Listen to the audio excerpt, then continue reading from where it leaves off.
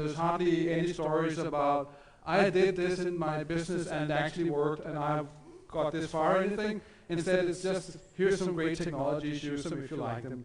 So I thought, why don't I look at this in the settings that instead of just doing really, oh, that looks like shite, doesn't it?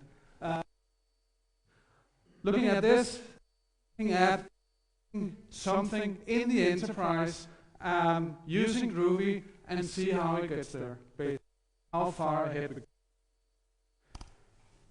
I work for an Groovy consultancy here. It also works with Java and architecture and all that. And I've been working mostly on a lot of work with Java and architecture, and I have a lot of interest in little languages. Basically, the language map that Dr. Venkat had, this was kind of like bullshit bingo. You could cross off all the languages there. Yeah, I've been there, done that, done a few of those anyway. I spent some time a few years back working as a chief engineer in an investment bank. That's as far as the policy allows me to say anything about it. So I'm going to talk a little bit about what we had in there. Actually, when I first told them that I want to use Groovy. So I'm going to tell you basically what was the need for that one and what we've already tried so far. And then I'm going to tell you everything we basically did to get in there and what we learned. So 4 items. If you offer me a beer, I can finish in 10 minutes, and then we'll get, no, just. Right. So let's see how it goes this time. Investment banking, if you've ever been there, it's all about money. It's all about numbers, basically. For some reason, the show in there basically is kind of predicting the future, selling everything. You can make a decision that's $10 billion here and there, which is quite interesting. It gives a need for a lot of variety of information, but what I really would like to see is basically just tables full of numbers. That's the predominant interface that you use in investment banking. Numbers. You just show as many as you can, and you just add it into columns. They always have a new idea for a new column to put in there, and you'll just add the rows and rows and rows in there. And they're capable of looking at that, saying the world is great, the world is bad. That's $10 billion there. I don't know how they do it, but apparently that's the core concept in there. We were working on applications like this, and the thing is that. The problem being that traders just basically book some trades. This is a part of the organization, not all of the organization, I might add. And they always want more to know. For this one in the bottom shows you some stock column in the beginning saying, oh, these are the ones I have for growth, these are the ones I have for dividend. So add that column. They actually, how many of the ones that are dividends are profits? So let's add a column out here, we can do this. And if you ever try to scroll in the applications, you'll probably guess that we are streaming out about 2,500 columns, right? Because they sell stocks, bonds, swaps, bonds, I don't know. Keep on dreaming. If you can invent anything that has anything to do with money, you can add, I think, a few hundred rows, a few hundred columns, and that's it, and that's you going, basically. The problem about that scenario is that they kind of lean on you having a really good idea of what computer technology is, because should it fail, should the application come down at the critical moment, you're guaranteed that you will have to look for work the day after. So that's the concept. Now, for some of these guys here, being there, working with, say, options traders, which were where we start off, list of 10, and they could look at the trades and say, oh, I think I'm making money, I think it's mostly green, I think we're still profiting, but if you give it to, like, security, around 50,000, he would like to know what's happening in here. Could we just kind of make the columns a bit shorter and look at some things? And you'll probably say, yeah, what grouping, and said, yeah, we've done that, been there, done that. But what I really want to do is like take a product, being able to right-click on it and say, explain this to me, give a more detailed view for me, let me see things in a different way. Now the thing is, they'll come Friday afternoon to finish and tell me by Monday latest who buys and sells Greek government bonds, as an example, right? To keep it simple. Or they'll probably say that it was the general activity with Greece and the Eurozone back in, which basically is a lot of business moving some stuff and calculating a lot of things. The capital gains in the money markets, right? That could be really interesting to know. So they come on this in, and we would usually be saying, yeah, come back in 2 months' time and we might have a view for you where we can take these trades and we can run through and split it into this and this and this column and put it in there. For some reason, that's not good enough for them, and they actually want to do stuff like this at the comfortable pace that they call the competitive edge. So we spent some time with some guys who are supposed to know everything about, I don't know, we knew anything about it, doesn't really matter. So we tried to come up with a transformation framework saying, well, given that all you have is basically rows of things and you just want to translate it into rows and columns, you just basically want to translate that into another row, another set of columns basically, how do we go about doing that? Now, we were all Java architects, so it's a layer of abstraction more, add a layer of abstraction, add a few interfaces, add some factories and some patterns and get it in there, and start looking at the scenario. We found that for some reason, the investment banking or money markets are really good because they kind of invent new products, new columns, new features, new ideas on kind of a monthly basis, so you constantly need to evolve in there. It becomes extremely complex to understand, and you end up having so many rules with so many exceptions that you kind of think that you have neither rules nor exceptions, but just a bunch of everything in there. Actually, these two guys, they're basically just trying to locate the best spot for the barbecue, spending all the effort for getting that little thing done. That's what we were doing. So we tried to give this to we had some interns who said, can't you use this transformation framework and build this for us? Put him in a room. He was in there 2 days. He came out crying, said, I can't do this. And he said, that's not Groovy, man. And that's kind of, I think, where we got it from. So he said, why don't we use it like this, saying, switch to agile and dynamic approach, we can actually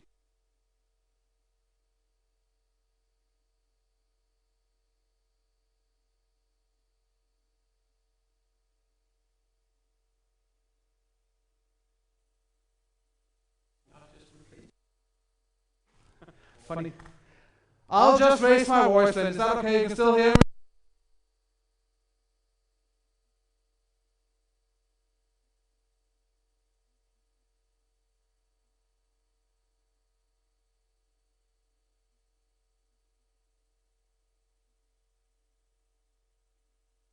It's a very likely scenario, so we're just constantly fighting to get features in there that we ended up 3 weeks, 4 weeks down the line taking out again. So we thought, well, if we can do like this, put it out in a scripting way, we might be able to actually catch up with the overhead of getting things done, and we might actually basically get to the point where we can throw things out. And the other part of the hypothesis is Groovy is probably better than Java. That's all we knew back then. So we were giving a couple of sprints. Sprint is my pet peeve, so talk to me about sprints. If you sprint and sprint and sprint with no interval in between, you're probably not sprinting anyway. So these are proper sprints that I talk about. There's an interlude in between the sprints where we actually stop up and look at what we're doing. Then we improve things a little bit, and then we start running again. The experiment was find a few volunteer programmers and set up a plan B with them. and get it out there. And should it happen that going out there wasn't a good idea, let's improvise, adapt to that one, and see if we can get any further.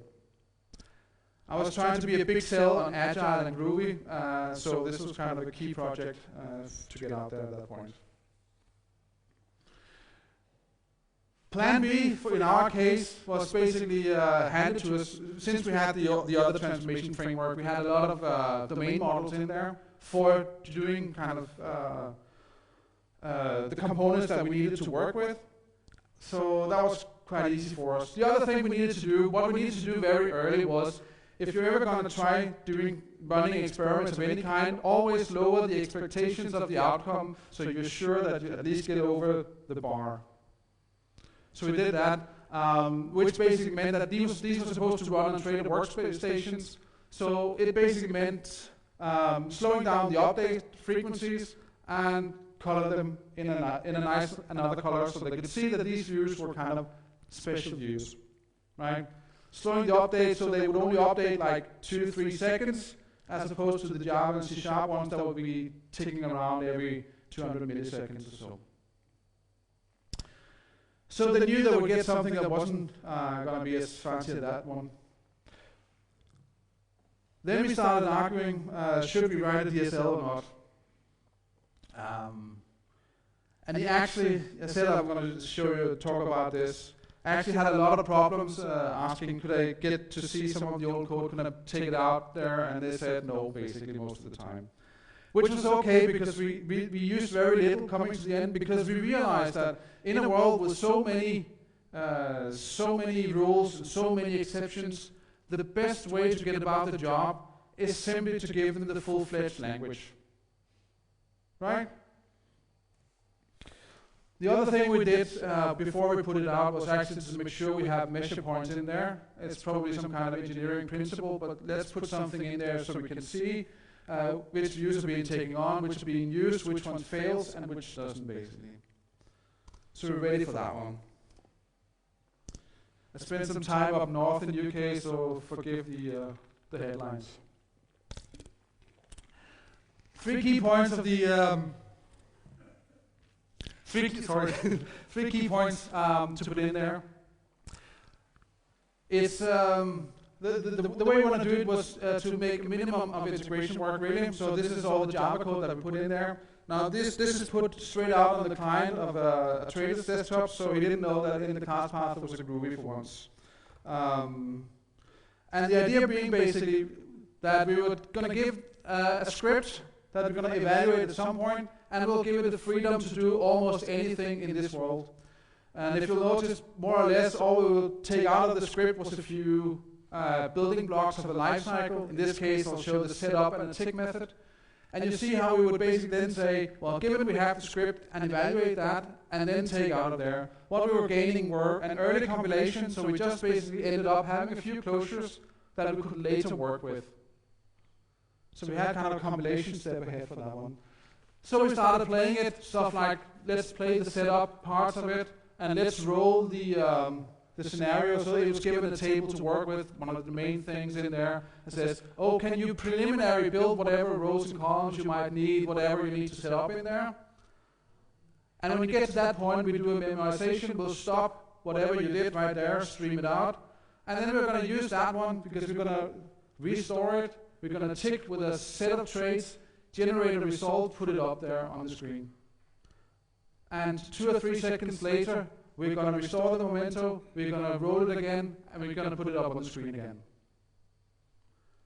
It's not an inexpensive, you can't say that. It's an expensive way of doing things, but it's a working way of doing things, basically. On the scripting side, well, there's many ways of doing it. I think that if you actually want to know a lot about DSL, these guys are smarter than me, and it's all available on the internet, so go there if you really want to do something. But we put something like this in, not much, probably not good, but we put it in there and said, can you with this write a transformation that will give us all the Greek Eurobonds, or put it into 3 columns. Here's the Greeks, here are the Euros, and here are the everybody else. Can you outline all the counterparties so they'll get a nice little matrix of where the money goes. So we did. It took a while to get it done. And one of the things we ended up talking about after the first trial, this was at the point where it was actually being put into production. I think it's been in production a day and a half at this point. But some of the comments we had back then was kind of summarized in this. 219 semicolons. For some reason, if you take any Java program and they say they can do Groovy, they still end up writing a semicolon at some point. And it wasn't just copy-paste errors that was in there. It was legacy thinking. Donde está el Hotel Atlántico? I think I put that one in the first place. From the time where I was actually learning Spanish. Have you ever tried trying to learn a language and you feel you're getting really, really good? I got the hang of this now. Now I speak Spanish. ¿Dónde está el Hotel Atlántico? The only thing you're not prepared for is that they're actually going to answer that question and you have no idea what goes on. Right? I think that was the biggest shock that hit the fan when we started to work with this, because we were so unable to solve our problems when we got in there. We were so rewinding all our stuff and saying, oh, it doesn't work, let's cut it down, let's cut it down, let's cut it out, and then start putting it back in again. So many times that we actually kind of concluded that we stink at this. So we believe we were actually no skills, no rhythm to actually working in here. Simply being that we didn't have any rhythm of the language, we had no skills in there, simply basically didn't get anything out of it. But on the green side, notice I used universal colors. Red is bad, green is good. That's the same with the bank. I don't know why, but if you hand in a report, do it in green because it's good. Works every time. Dev is cool, was one of the comments. Being able to work without the type factory in there was actually quite nice. Was actually quite fast for us to do. Another thing we discovered as kind of a reinvention of things is actually the thing that you can boot up the application and you can actually just reload the script in there. Is kind of the core things that you always have with sitting there in Java is that you always have to compile it, put it out there, start it up, boot it up, get to the point, it doesn't work, let's take it down again, analyze it, get it in there, compile it, put it up, and so on. But we were having a completely different interactive model of working. You could write a part of the code in there and get it up, and you could actually start working real fast with the problem and solving the problem. Some guys even thought it was inspirational, so to say, yeah, let's hang along. Let's see if we can use it for something. So something is definitely working in there. Now we've only been a day and a half in production, so it doesn't really matter. We didn't have much to look at in there, but we said, yeah, let's continue the experiment. So before we headed on, we had no user feedback of any kind, any important kind. But we did spend some time basically saying, well, I think that getting into this experiment actually requires a little bit more from us, from everything that we're working with. So one of the things we learned there, you see the way I was just basically taking out closures out of the script. We learned better ways of getting in there, of adding things inside the scripts, get them in there. We even had all the imports that you put into the script. Why didn't we just prepend that to the text kind of thing? All that made it easier to get it in there and write stuff. The second thing we had to do to make it better was actually adding a lot of Groovy things to our Java objects. We're starting adding methods such as left shift or put add, get add. All these kind of methods that for some reason kind of make me, I had this kind of deja vu about C++ in the old days, basically, because it didn't really make sense on the Java object, some of the methods that you put in there, just to make sure that the Groovy syntax seems fluent. We also had some experience in actually writing some things, so we could actually say that, oh, this old transformation framework, there was some good concepts and some bad concepts in there, let's try improving those. The things we were working with were, we always had this idea that basically we're just reinventing Excel.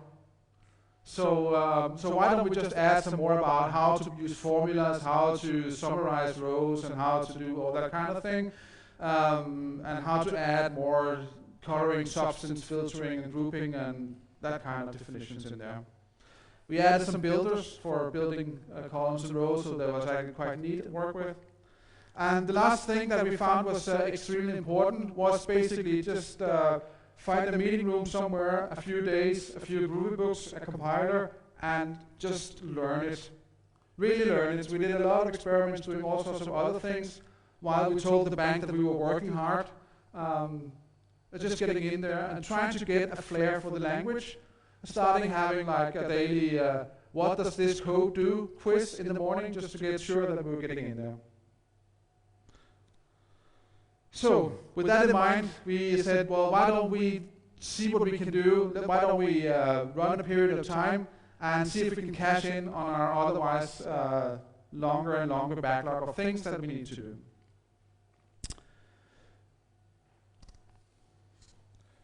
Second time around. Now, a lot of things have changed. First of all, we were getting smarter.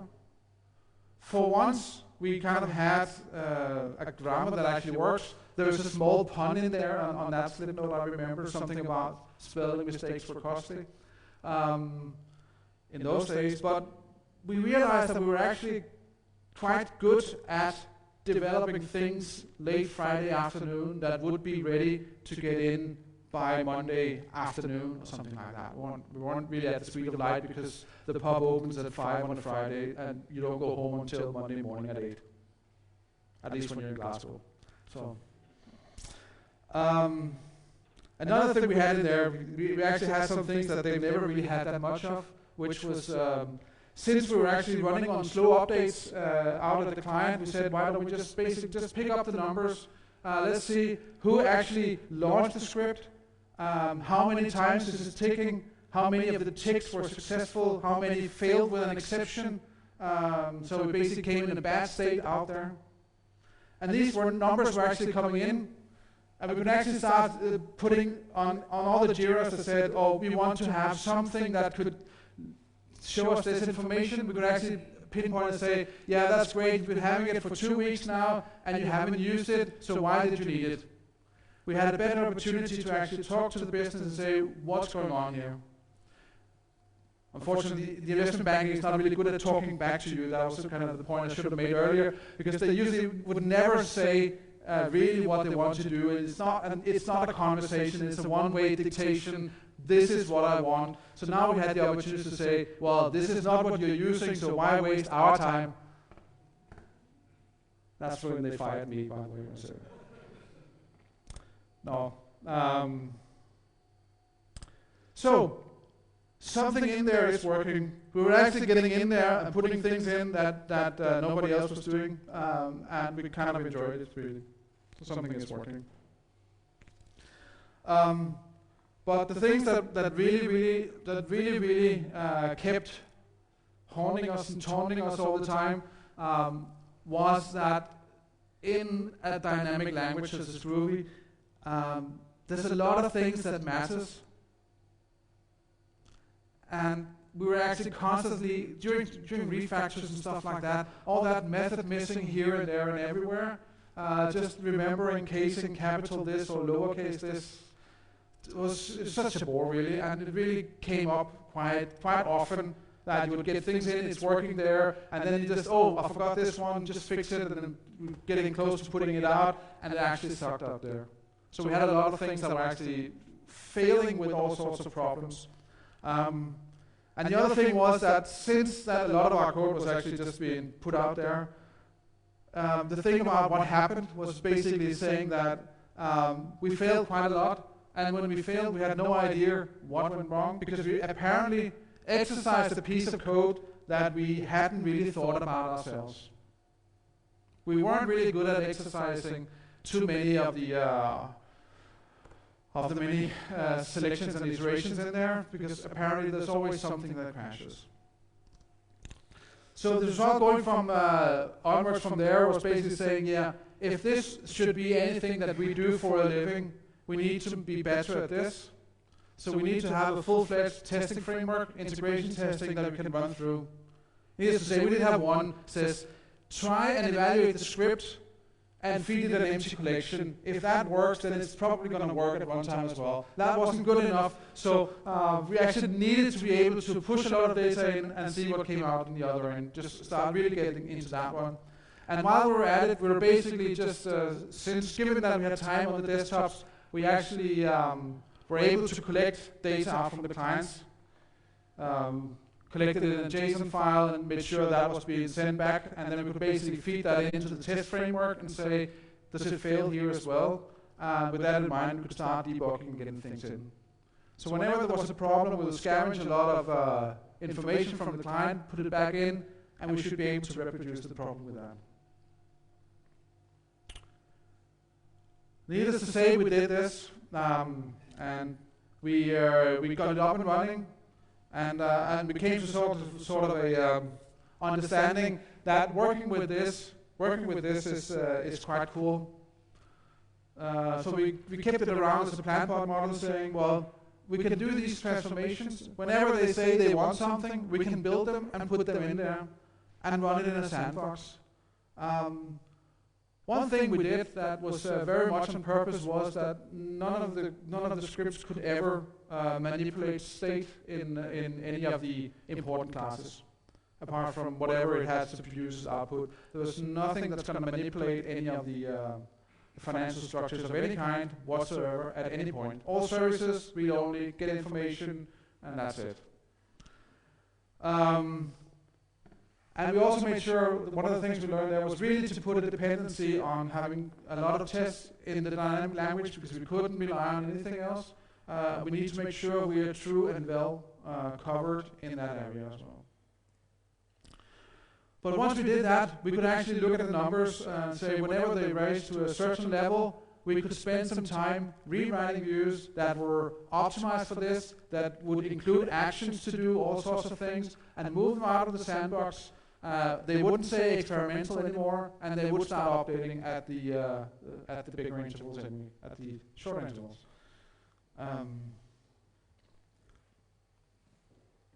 Needless to say, as those projects, we had a lot of new product managers, so at some point we're actually being replaced with a C# front end, but before we did that, we were actually able to kind of look at how are we actually working with Groovy.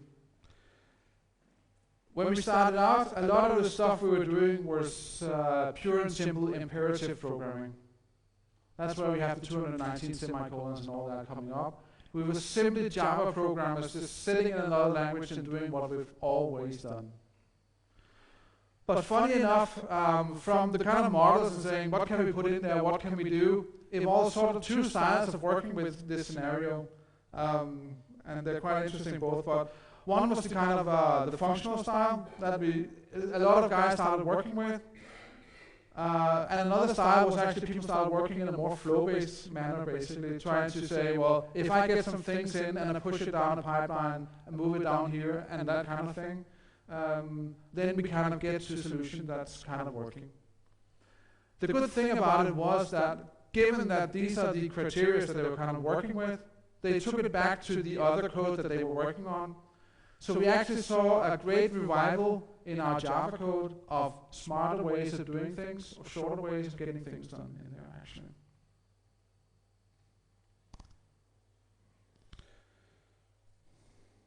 Now, things that we feared before we started out, well actually, the things that you have to go to a meeting and explain, that is not going to be the problem. That you constantly have to say, that's a problem, no, it's not a problem. Or more likely, we're actually having to say, yes, that's a problem, but it's good enough. Speed at that time wasn't an issue. As I said, we made sure that everybody knew that this is not something to rely upon. Then they were kind of okay with it. It's amazingly what you can do if you just make sure they don't have any expectations of it.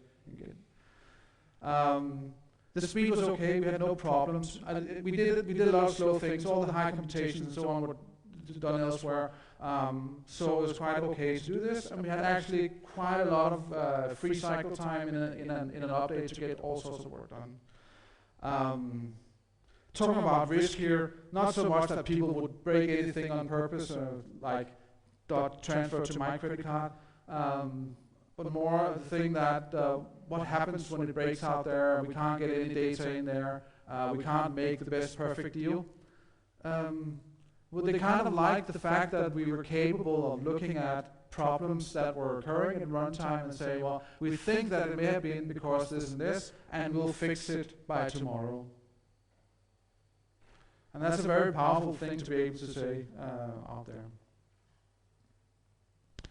Stability of using Groovy. Yeah, there was none, no problems whatsoever. It was working really, really well in our advantage, and it became very, very rare for us to have major problems with doing this. We kind of got into it at some point. But the thing that came up, the thing that we never ever looked at when we were looking at things were the thing about writing Groovy code and let a lot of people loose on the code base is that you still need to do a lot of kind of code reviews or code inspection of some kinds. And there was no way we had any kind of tools as we had in the Java space for doing static analysis of this and that and everything. So all of a sudden we're basically back to square one when it came to any kind of support for the language, for the best practice, for the good skills, for just even IDE support for that matter was still limited at that point. But would I do it today? Would I do this today? Yes, I would, because today is so much better than it was then. Since this experiment was coming out, of course there's IE support, and it's extremely fascinating what can be done in some of these IDEs nowadays. But there's also all sorts of things getting there. First of all, I think that just moving on to Groovy 1.8 was actually just a move into another ballpark when it came to speed, which is again being rectified again and again, especially because we have so much better tools now, and we're capable of doing many other tricks in there, such as compiler configurations and that kind of thing. Adding imports and throw them in there is very, very easy to work with. We also have features today that I would have wished to have back then, being able to do some kind of static type checking or static compilation of some of the things, just because putting it out there is putting it at risk, simply. The types in there, once you put them in there, for some reason tends to be a pretty good contract about things. So they are kind of an interface to things that can be very vital in there.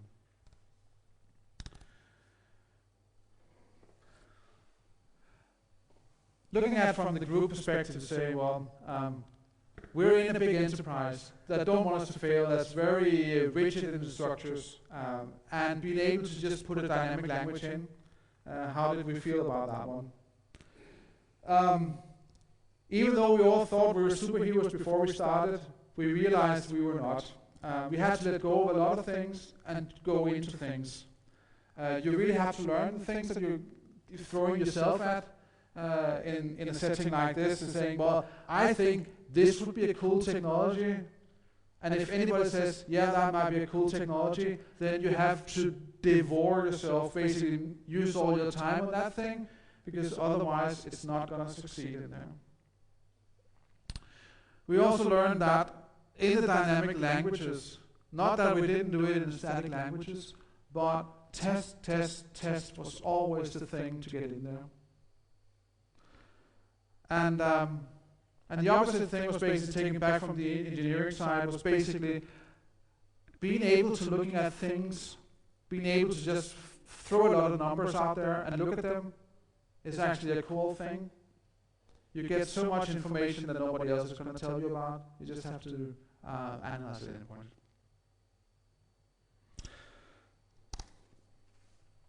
So in essence, what you say, it requires a full commitment. It requires a lot of courage to get out there. And you also have to have a certain range of skill sets. But once you get in there, once you basically, you put your heart to it, you apply all your brain and you realize that you actually have the guts to do this, well, then you're probably going to get there at some point. And with this, all I have to say for now is thank you very much.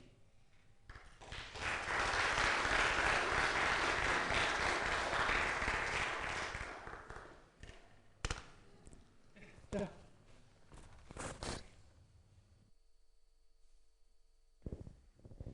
Right, thank you, Niels.